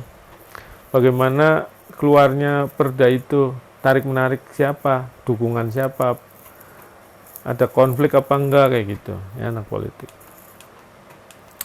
Lalu ada individual role model, managerial model. Nah, ini bisa diambil terutama oleh jurusan kita, meneliti kota dari approach atau model manajerial. Ya, suka ditukar balik nih, saya juga terjebak. Model, ya, model manajerial atau individual role. Ya, menjelaskan pentingnya peran individu. Ini manajer, berarti bisa kepala daerah atau kepala dinas, ya, yang Anda teliti. Peran kepala dinas DKI, kepala dinas kesehatan DKI dalam penanganan COVID. Nah, nggak ada yang nyangka kan, apa ada perannya? Memang Pak Anies ngerti apa tentang kesehatan misalnya? Saya mau neliti kepala dinas kesehatan, ngapain aja kok nggak pernah kelihatan gitu. Anda neliti peran kepala dinas, Mas, ya, managerial model. Atau Pak Aniesnya. Nah, kalau di kota kecil, ya, Bekasi, Bupati, Wali Kota Bekasi. Kalau di Tangerang Selatan, Wali Kota Airin, ya kan? Bagaimana dia? Atau kepala dinasnya, malah dinas masing-masing. Itu sebagai asumsinya sebagai manajer gitu, manajer kota. Nah, yang terakhir model dari alirannya Marx, komunis nih, Mas, Mbak. Ada sejumlah sosiolog yang tertarik tentang studi kota. Biasanya ada yang juga pakai pendekatannya Marx gitu. Pendekatan ini memang udah lama karena ada diskurs, ya, antara kapitalisme dan komunisme sudah sejak lama dalam teori sosial. Sekarang kuat jalan tengah, ya, jalan tengah, third way, setelah tulisannya Anthony Giddens gitu, ya, jalan tengah seperti Pancasila, jalan tengah, ya. Nah, Marxis mulai turun nggak terdengar dipakai oleh para pemikir, ya, untuk penelitian. Tapi sebagai sebuah state of the art, ini pernah juga digunakan, ya, class struggle model. Mungkin masih juga ada yang terinspirasi, ya, untuk meneliti dari sisi kritis dari modelnya Marx gitu loh, Mas. Ada perjuangan kelas di kota, Mas. Kalau Anda pakai pendekatan Marx, ini biasanya oleh sosiologi, ya, anak-anak mahasiswa sosiologi itu kalau meneliti kota, ada yang masih tertarik Marx mungkin, ya, Anda coba cek, ya, ngomonginnya perjuangan kelas di kota, ya. Kota itu berubah dinamis karena ada perjuangan kelas proletar, kelas borjuis. Buktinya sekarang kenapa masih bisa dipakai, ada perjuangan untuk kelas buruh, ya, perjuangan buruh memperbaiki upah minimum regional atau upah minimum kota, ya, kan mereka berjuang, ya. Ada perjuangan kelas. Kota adalah arena reproduksi sistem kapitalisme. Jadi kalau ada penelitian tentang ngomong, kapitalisme itu muncul loh, ternyata sampai desa, itu biasanya terpengaruh oleh pemikiran Marx. Walaupun nggak harus dari Marxis, ya, tapi pemikiran Marx bisa menginspirasi penelitiannya dia, gitu, ya. Ada kapitalisme di desa. Nah, itu sebaiknya ngerujuk Marx supaya kuat kritis. Ada kapitalisme di kota Tangerang Selatan. Ya, ternyata pelayanan publik di Tangerang Selatan dengan adanya swastanisasi, swasta yang bergerak adalah swasta global dari Tokyo, dari Jepang. Nah, reproduksi kapitalisme terjadi di Tangerang Selatan. Nah, ya, dengan peran-peran tingkat internasional masuk di situ, ya. Kota adalah ruang konflik kepentingan antara pemilik modal dan proletar. Ini menurut mereka, ya. Setiap masyarakat terdiri dari dua struktur atas, bawah. Ini pendapatnya Marx, Mas, yang dipegang sampai hari ini. Kalau Marxis biasanya paham banget yang titik 1 sampai titik 5. Masyarakat itu ada struktur atas, struktur bawah. Struktur atas itu politik, ideologi, sosial, budaya, dan lain-lain. Yang bawah itu ekonomi. Ekonomi mempengaruhi struktur atas. Ekonomi itu distribusi, konsumsi, produksi. Ya, ada materialisme dialektika. Ya, gitu loh. Jadi pemerintah kota dipengaruhi oleh kaum pemilik modal. Di dalam sistem perekonomian itu isinya adalah konflik antara proletar sama pemodal. Nah, pemerintah kota diakui sama Marx itu dipengaruhi banyak oleh pemilik modal, gitu. Sehingga harus ada perjuangan kelas dari kaum proletar, gitu. Nggak ada pemerintah itu mendukung orang miskin katanya, ya, mendukung proletar, maka harus ada perjuangan kelas. Itu ya diyakini sama Marxis sampai hari ini, ya. Jadi ya kalau kebijakan pemerintah kota dibiarkan begitu aja, biasanya pro orang kaya, Mas, pro pemilik modal, maka harus ada perjuangan di antara populer masyarakat untuk terus mempengaruhi bahwa harus proper development policy gitu. Untuk orang miskin harus diperhatikan di APBD gitu ya. Sampai hari ini sih nggak harus jadi Marxis harus ngomong itu ya. Karena ada third way sosialisme ya. Jalan tengah memang nggak boleh nggak dilindungi ya kaum miskin kota gitu, harus dilindungi juga dari pemilik modal. Nah oke, jadi class struggle model terakhir, lalu pendekatan menurut Seifert kayaknya yang institusional, karena bagian dari pendekatan institusi mungkin nggak sampai saya jelaskan. Saya akan buka pertanyaan untuk Anda karena sudah jam 12:30. Nanti kalau misalnya pertanyaannya hanya 1-2 orang ya saya singgung dikit gitu. Mungkin disinggung minggu depan sedikit kalau nggak selesai, atau Anda baca sendiri ya gitu. Karena ini saya terbebani oleh 2 pertemuan doang tentang kota, sementara sebetulnya materinya menarik banyak banget. Seifert approach mirip model, banyak yang menukar balikan. Pertama politik approach, ya banyak pakai anak politik, ngomongin kota, pembangunan kota, kebijakan kota, ya siapa yang aktif dan tidak aktif dalam politik kota, apa yang mereka peroleh, ini yang ditulis oleh studi politik kota ya. Lalu ada urban manager approach, ini mirip dengan managerial role tadi, model pakai urban management Mas ya, biasanya di anak administrasi pakai ini. Pendekatannya urban role lah, pokoknya urban manager role, peran manajer kota itulah ya. Fokusnya pada kinerja ya, kinerja lembaga. Maka Anda kalau ngomong kinerja dinas kesehatan kota Tangsel dalam COVID, dalam masalah COVID kota, dalam masalah COVID di kota ya. Kinerja dinas kebersihan dalam pengelolaan sampah. Jadi ngukur-ngukur tuh kinerja Mas. Itu urban manager approach menurut Fred ya Mas. Nanyain kinerja manajer kota gitu loh. Kinerja Ade Yasin, Bupati Bogor, tapi itu bupati jadinya. Tapi kan ada kota Cibinong. Nah, Camat Cibinong, kinerja Camat Cibinong. Misalnya ya, dalam kerjasama membangun kota Cibinong. Nah, banyak Mas. Kinerja kota mana lagi lah, Bandung misalnya.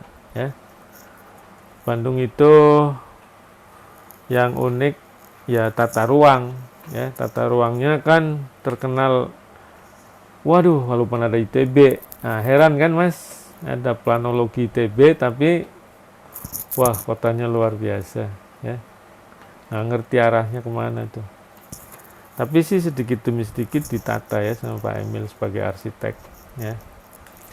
Oke. Nah, ini managerial approach masih terus saya lewatkan saja. Lalu yang ketiga, urban problem. Hanya 4 kalau nggak salah. Ya, hanya 4 benar. Ketiga, urban problem. Keempat, urban development approach. Urban problem itu berangkat dari masalah-masalah, Mas. Anda mau meneliti masalah apa? Gitu. Kata Fred gitu. Apakah khas? Itu pertanyaannya. Masalah apa yang Anda angkat? Terus itu khas kota enggak? Apakah di kota lain juga terjadi? Kalau di kota lain terjadi berarti enggak khas. Pemecahannya lokal, nasional, regional. Lokal, regional, nasional.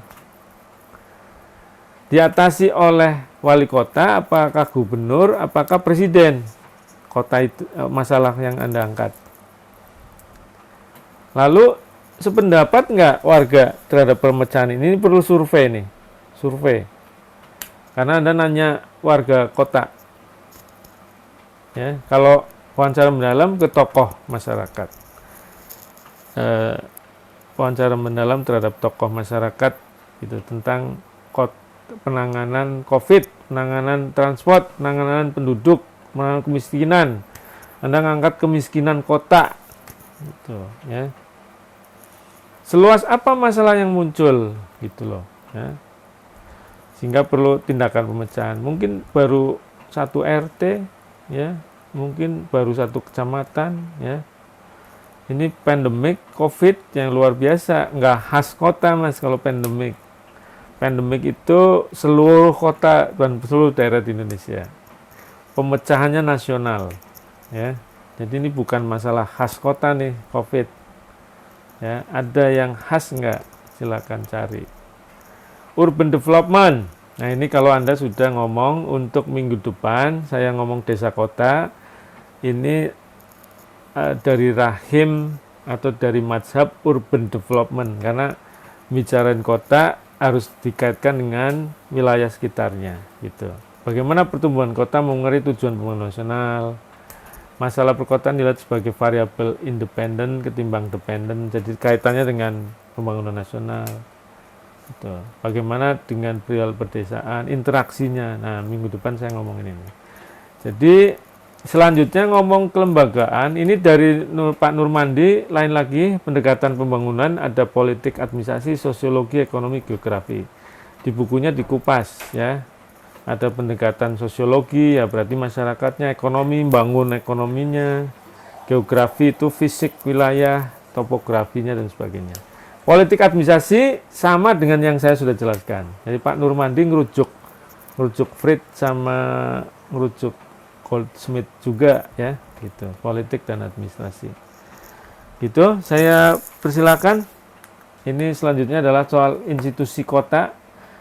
Dari pendekatan institusional lahir soal-soal tentang institusi, saya bisa Anda persilakan baca atau nanti kalau misalnya yang nanya sedikit ya saya kembali lagi ke situ. Silakan Balkis, mau nanya ya Balkis ya? Kok ngilang? Iya, Prof. Ya, silakan. Iya. Jadi mau nanya soal pembangunan perkotaan.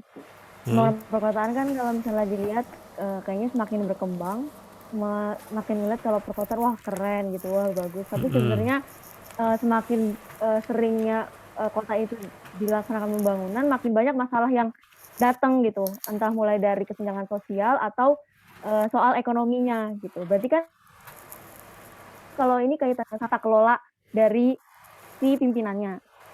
Nah, sebenarnya bagaimana tata kelola yang baik untuk satu perkotaan supaya masalah yang timbul nantinya itu nggak terlalu banyak dan berentet begitu, Prof. Oh gitu. Kalau saya percaya diawali dengan perencanaan, ya, terus ada perencanaan tata ruang fisik maupun perencanaan non fisik komprehensif. Kalau nggak mampu dibuatkan perencanaan yang bagus, baik, itu ada potensi membangun disertai masalah gitu. Banyak soal faktanya terkait dengan minggu lalu nggak ada perencanaan jangka panjang, perencanaannya jangka menengah saja. Lalu perencanaan fisik itu tidak dibuat dengan baik. Sekarang dibiarkan tata ruang. Coba lihat, ada data nggak perencanaan tata ruang di Indonesia oleh kota-kota dilakukan dengan serius gitu. Sekarang perencanaan umum yang ada, perencanaan yang berangkat dari platform waktu nyalon pilkada. Jadi nggak ada perencanaan fisiknya. Perencanaan fisiknya umumnya sekarang ini faktanya adalah hasil dari sebelum Soeharto jatuh. Tata ruang yang Anda dengar itu semua, Mas, Mbak, itu hasil pada masa zaman Pak Harto yang harusnya sudah dievaluasi kembali. Misalnya Depok. Pernah nggak dengar tata ruang kota Depok? Yang tinggal di Depok, saya aja nggak dengar. Harus diumumkan di sudut-sudut kota. Itu perencanaan tata ruang yang fisik itu harus diumumkan di perempatan, dibuat peta kota Depok, ini alokasi untuk perdagangan di sini, untuk pemerintahan di sini dan sebagainya. Itu harus clear. Itu nggak ada. Jadi amat terancam terhadap pergeseran kepentingan, terutama kepentingan bisnis. Maka wajar pembangunan disertai masalah karena perencanaan fisiknya saja itu nggak clear. Menurut saya sih dari situ ya, kalau kita butuh payung undang-undang tata kelola kota, sudah saya sebut. Kita ditambah lagi payung tata kelembagaan kota, nggak ada. Kota besar, kota kecil, kota sedang disamakan. Kita nggak punya undang-undang kota, adanya undang-undang desa. Wajar kota berkembang secara dalam tanda kutip liar di Indonesia. Undang-undang kota nggak ada, ingat Mas, Mbak, ya. Anda harus demonstrasi minta jangan undang-undang desa saja, tapi undang-undang kota dibuat. Datang ke Bappenas, datang ke Presiden Jokowi gitu, sama HM gitu, rame-rame, perlu undang-undang kota gitu loh. Oke, Balkis? Ya, terima kasih, Prof. Silakan yang lain. Mau bertanya, Prof. Siapa nih? Gwinet. G. Oh, Ginet. Cuma G doang. Ya, silakan Net. Ginet. Mau nanya tentang permasalahan kota selain pembangunannya, yaitu dari segi demografi penduduknya. Demografi. Dalam suatu kota itu kan banyak fenomena urbanisasi, banyak orang yang bekerja ke kota. Tapi kalau masyarakat yang melakukan urbanisasi itu tidak memiliki keahlian, apakah itu hal yang wajar gitu, Prof, bagi suatu kota atau malah menjadi beban bagi suatu kota itu sendiri? Dan gimana sih idealnya suatu kota itu bisa menarik masyarakat datang gitu? Atau itu tercipta alamnya? Makasih, Prof. Ya, oke. Ya, faktanya sih alamiah. Karena daya tarik itu ditentukan di ilmunya Pak Ridwansyah itu kan oleh magnet kota. Magnet itu ditentukan oleh misalnya kekuatan pusat perdagangan, kekuatan layanan, jasa, barang dan sebagainya. Nah, orang dengan peluang yang ada, terus daya tarik itu kesedot gitu. Jadi pertimbangan-pertimbangan banyak pihak untuk akselerasi kondisi sosial ekonominya. Kota lebih menarik daripada wilayah di sekitarnya, gitu, Mbak. Nah, sulit satu kota nutup karena dia sendiri berkembang karena ada jejaring gitu. Nah, kalau ditanya idealnya sih, ya ini jangan jadi tanggung jawab kota tertentu, Mbak. Ini jadi tanggung jawab pemerintah di atasnya. Terutama pemerintah pusat harus bisa mendistribusikan sistem pendidikan yang merata. Harus mampu meningkatkan keterampilan-keterampilan penduduknya secara merata. Sehingga ketika ada geser kemanapun, bukan hanya di kota, di desa pun dia mampu sehingga bisa memajukan desanya. Jadi it's matter of tanggung jawabnya pemerintah pusat ya. Kalau misalnya mau membuat idealisme pembangunan kota secara bagus gitu, kondusif. Kalau dibiarkan ya begini seperti Indonesia ya, banyak fakta kota didatangi oleh orang-orang yang tidak terampil. Tapi kota sebetulnya juga menarik, salah satunya adalah fasilitas pendidikan. Jadi orang ke kota dimulai dari sekolah, baru nanti terjebak di kota, bekerja di kota secara terus-menerus gitulah. Ini tanggung jawab pemerintah pusat, Mbak. Gitu. Oke? Net? Baik, Prof. Terima kasih atas jawabannya. Sama-sama. Jadi Bu, jangan dituntut kota tertentunya ya, jangan. Kalau soal keterampilan penduduk. Oke, silakan yang lain. Saya Prof ingin bertanya. Siapa nih? Himawan Prof. Himawan, silakan.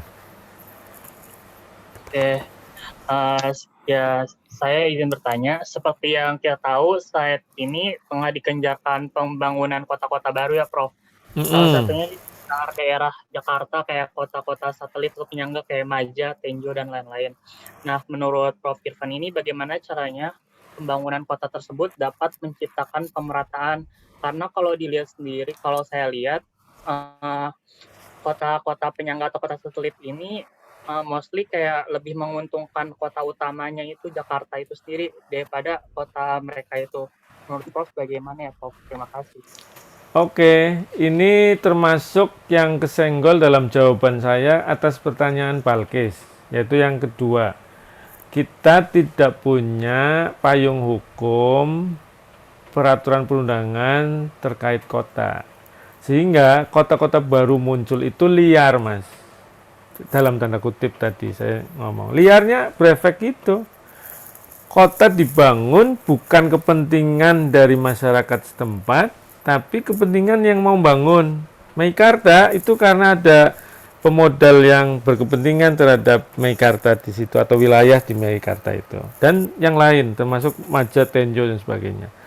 Kalau ada payung, maka disiapkan itu, Mas, bahwa kelembagaannya jelas, nanti siapa yang lola, keterkaitannya dengan masyarakat setempat, keterkaitannya dengan perekonomian lokal, itu mesti diatur tuh.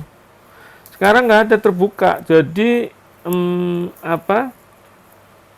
tergerusnya wilayah sekitarnya itu oleh dahsyatnya kota besar yang mempengaruhi bengkaknya sehingga membuat ada kota-kota baru, itu real akan makin masif. Ini terus, kalau nggak pandemik, Mas, kita tunggu bareng-bareng. Kalau tata ruang nggak jelas, akhirnya masyarakat setempat pemdanya yang menaungi juga lemah.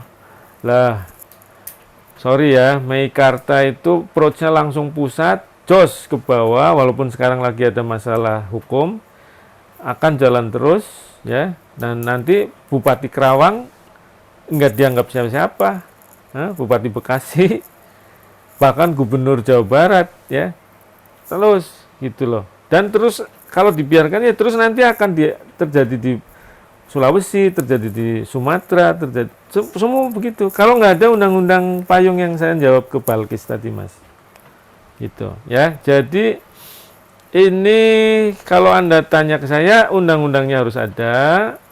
Nanti di dalam undang-undang itu diatur bagaimana efek pembangunan kota baru itu bisa untuk pemerataan ekonomi lokal, ekonomi setempat. Gitu, Mas. Harus dijelaskan dulu dengan normatif, approach normatif menurut saya. Kalau nggak ada kan berarti kepentingan ekonomi. Yang sekarang kepentingan ekonomi, Mas. Oke, Mas Iwan. Oke, baik. Terima kasih, Prof. Irfan. Siap, diteliti aja, ya. Soal ini. Oke, baik. Silakan. Selanjutnya.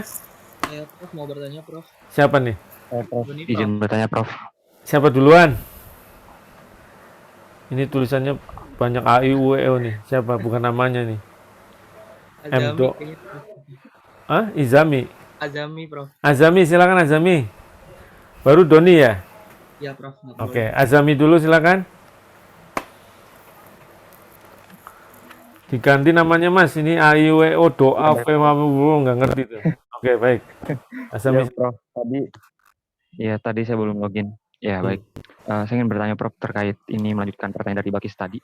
Kalau untuk perbandingannya juga contoh yang baik untuk undang-undang terkait perkotaan di negara berkembang di mana ya Prof, dan bisa jadi rujukan buat Indonesia terkait dengan tata kelola perkotaan. Oh gitu. Ya, baik Prof. Saya lihat Bangkok, Thailand gitu, itu ditata dengan baik. Ya, jadi secara nasional akhirnya kota-kotanya teratur, ya. Walaupun ada demo, kelembagaannya teratur. Juga sudah muncul di Filipina.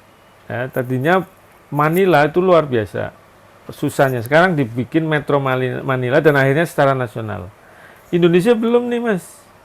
Jadi Anda cek di Thailand, Manila untuk negara berkembang.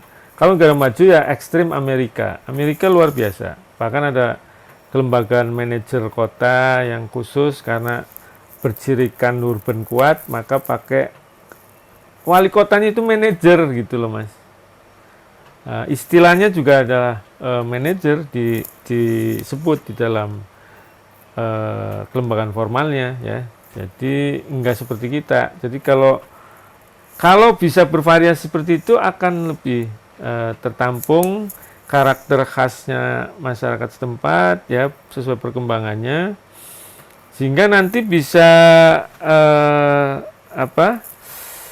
akomodatif gitu Mas. Nah ya Indonesia nggak ada nih. Anda boleh ke negara berkembang maupun negara maju sekalian. Jadi nanti bisa dipetik kalau dijadikan rujukan untuk pengembangan Indonesia bisa dikembangkan seperti apa. Sebetulnya Mas, Bappenas pada masa Pak Harto, saya nggak ngomongin Pak Hartonya, Bappenasnya. Bappenasnya pernah merancang draft atau rancangan peraturan pemerintah tentang pemerintahan kota. Nah, sayangnya PP Mas, bukan undang-undang. Ya. Tapi saat itu kan desa juga belum diatur dengan undang-undang ya. Masa Pak Harto ada undang-undang desa, tapi menurut saya itu jauh lebih rendah kalah dari undang-undang desa yang sekarang ya. Nah, RPP kota yang diatur Bappenas itu beda-bedain Mas antara kota yang belum punya pemerintahan kota sebaiknya dikelola oleh seperti apa. Kota yang Anda bisa bayangkan antara Depok sama Bekasi di ujung timur itu ada persentuhan yang sudah jadi kota. Nah itu dikelola seperti apa? Di antara wilayah yang berimpit, berkembang jadi kota, itu diatur tuh dalam RPP itu. Lembaga kotanya seperti apa? Ya dua tuh. Ya. Sama kota baru seperti tadi Meikarta, semua tuh. Itu lembaga pemerintah kotanya harus khusus. Itu diatur di RPP itu. Itu hilang tuh Mas. Hilang. Saya juga dapat draft itu karena terlalu lama, terus kemudian peristiwa saya khusus, bukan apologi, saya sekolah dan sebagainya. Draft itu saya cari-cari nggak ketemu-ketemu, nggak tahu kemana sudah dibuang apa nggak maunya saya sampaikan ke Anda itu. Jadi macam yang sudah diatur sama Bappenas itu menarik tuh Mas, beda-beda. Nah, jadi kita udah pernah punya nih, bisa Anda tanya ke Bappenas barangkali kalau nyimpan mereka, karena itu jelas dari Bappenas.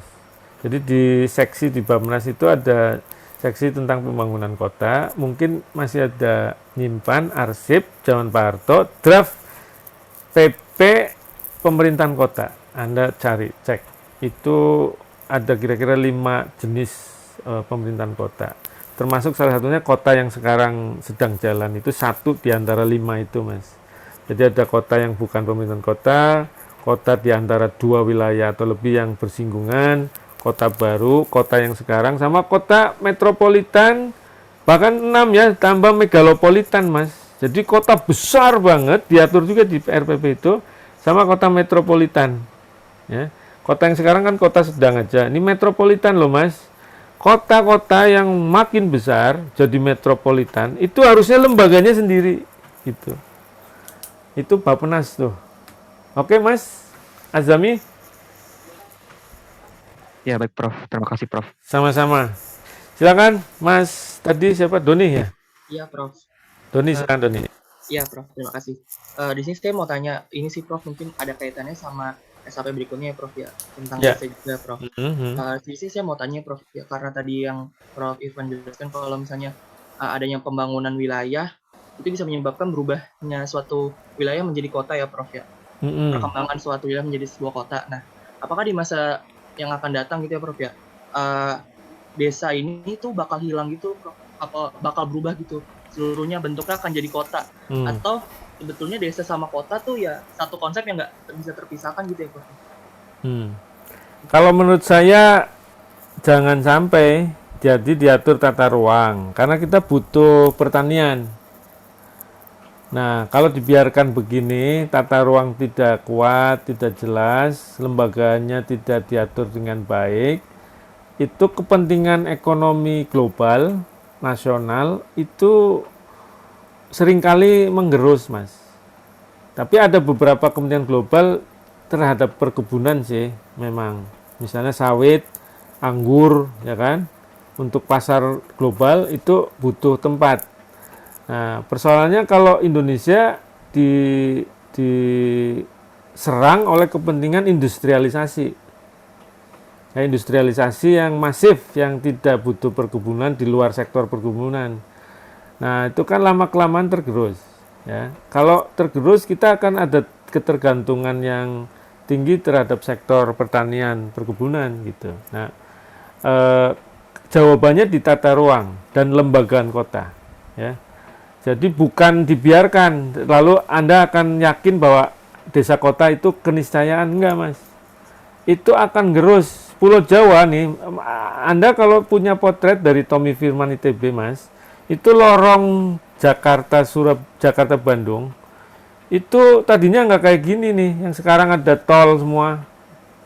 Nah, beliau memprediksi kalau nggak ada tata ruang yang baik, itu sepanjang kanan kirinya tol Jakarta Bandung itu nanti kota, Mas, kota. Buktinya sekarang ada Meikarta, nanti nyambung di sebelah Meikarta nanti ada kan kota lagi, Mas, terus sehingga Jawa akan full kota kalau nggak diatur dengan baik.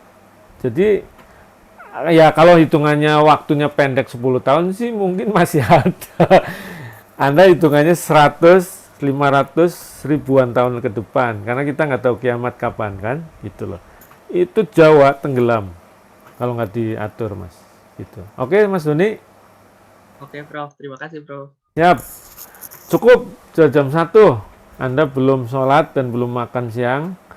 Jadi institusi mungkin saya akan singgung minggu depan kalau sempat. Kalau enggak ya Anda harus baca, karena takut ada satu pertanyaan di UAS dari saya tentang institusi. Ya, baca sendirilah ya. Oke, mohon maaf ini banyak banget saya terobsesi mata kuliah ini seperti kelas Anda dulu. Jadi saya kasih semua PPT-nya walaupun ternyata nggak cukup untuk menjelaskannya. Baik. Oke, semua. Siapa ini yang baru masuk nih ya? Saya ada chat. Mas David nanti lapor yang masuk semua, terus yang nggak masuk ya, Mas? Iya, Prof. Baik, terima kasih seperti biasa. Terima kasih Mas David, semuanya. Ayo, oke. Assalamualaikum warahmatullahi wabarakatuh. Saya live ya. Waalaikumsalam. Terima kasih, Prof. Sama-sama. Terima kasih, Prof. Oke, sama-sama. Saya live ya. Oke.